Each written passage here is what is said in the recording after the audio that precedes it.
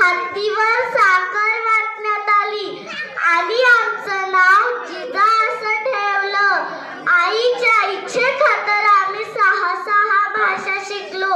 शिवबाराजे आमचे धाकटे रत्न आहे।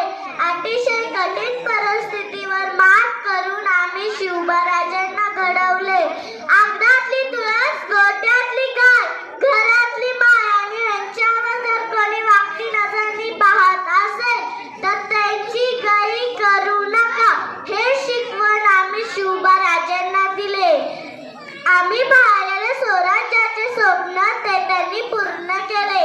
त्यांच्याविषयी जेव्हा बोललं जातं, एक होते राजा शिवाजी, भीती नव्हती जगाची, पर्वा नव्हती परिणामाची व जिजाऊ माताची, साथ होती आई भवानीची व जिजाऊ माताची, मेढ रवली स्वराज्याची।